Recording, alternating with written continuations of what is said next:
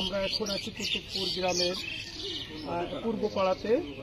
যে জায়গায় আমরা দাঁড়িয়ে আছি এই জায়গাটা কিছুদিন আগেও চলাচলের জন্য একেবারে অনুপযুক্ত ছিল, যা পাশের এই অংশটা দেখলে বোঝা যায় একেবারেই গর্ত হয়ে মানুষের টোটালটাই এই পাড়ার মানুষদের অনেক মানুষের চলাফেরার জন্য প্রতিবন্ধকতা সৃষ্টি হচ্ছিল, যার পরিপ্রেক্ষিতে আমাদের স্থানীয় দায়িত্বশীল বিশেষ করে আমাদের ভাইয়ের আব্দুল জব্বার ভাই সহ এখানকার যারা আছেন তারা সকলে মিলে এই এলাকার মানুষের সাময়িক চলাফেরার জন্য সুবিধার জন্য এখানে তাদের উদ্যোগ নিয়ে এখানে কিছু প্রাথমিকভাবে ঘেস দিয়ে চলাফেরার মতো একটা ব্যবস্থা করা হয়েছে। সম্মানিত উপস্থিতি, আমরা আসলে বাংলাদেশে দীর্ঘদিন স্বাধীন হয়েছি ঠিক, কিন্তু প্রকৃত অর্থে আমাদের দেশে যারা উন্নয়ন করেছেন বা ইতিপূর্বে দায়িত্ব পালন করেছেন তারা দুর্নীতিযুক্ত উন্নয়ন করার কারণে আমাদের দেশটা এখনো প্রত্যন্ত অঞ্চলে গেলে বোঝা যায় মানুষ কত অবহেলার মধ্যে রয়েছে। আমরা মনে করি আগামীতে যদি আল্লাহর কাছে জবাবদিহিতার মতো এরকম কোনো সরকার প্রতিষ্ঠিত হয়, বিশেষ করে বাংলাদেশ জামাত ইসলামীর নেতৃত্বে ইসলামিক দলগুলোর সমন্বয়ে যদি সরকার গঠিত হয়, তাহলে বিশ্বাস করি আমরা যে এই বাংলাদেশে দুর্নীতিমুক্ত উন্নয়ন হবে, যার মাধ্যমে যে কাজটি একবার করা হবে সেই কাজটি অন্তত স্থায়ী কাজ হবে।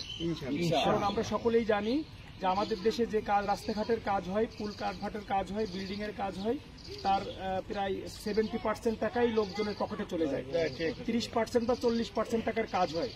এই টাকার কাজগুলো দিয়ে যদি প্রকৃত অর্থে কাজগুলো আমরা বুঝে পেতাম, তাহলে আমাদের যে রাস্তা একবার হইতো সে রাস্তা অন্তত 30 বছর 50 বছর স্থায়ী হইত।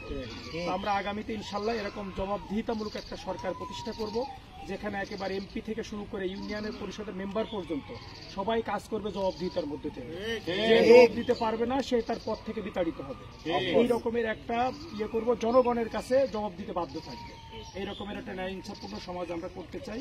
আমরা আশা করি এদেশের মানুষ যে সুযোগ পেয়েছে সেই সুযোগকে কাজে লাগিয়ে আগামীতে ইসলামিক সমমনা দলগুলোর নিয়ে যে একটি সরকার গঠনের জন্য চেষ্টা চলছে বাংলাদেশ জামাত ইসলামীর নেতৃত্বে, তার সকলেই সেদিকে সমর্থন দেবেন এবং একটি সুন্দর টেকসই উন্নয়নের জন্য, টেকসই উন্নতির জন্য বাংলাদেশকে সবাই এগিয়ে নিতে চেষ্টা করবেন।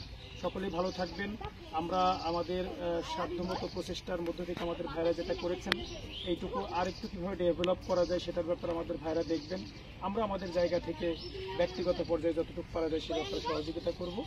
আর বাকি রাষ্ট্রীয়ভাবে এইগুলোকে কীভাবে আরও ভালো করা যায় সে ব্যাপারেও আমরা প্রশাসনের দৃষ্টি আকর্ষণ করছি এবং করব। এই বিষয়টা নিয়ে আমরা সদর থানার যে ইউএনও আছেন তার সাথে আমরা কথা বলে যাতে এই যে প্রাথমিক চলার জন্য এই রাস্তার ব্যাপারটা যদি হয় সেটার ব্যাপারে আমরা কার্যকরী উদ্যোগ নেব ইনশাআল্লাহ। সে ব্যাপারে আমাদের দায়িত্বশীলরা সহ আপনারা যারা এলাকায় আছেন তারা পাশে থাকবেন ইনশাআল্লাহ।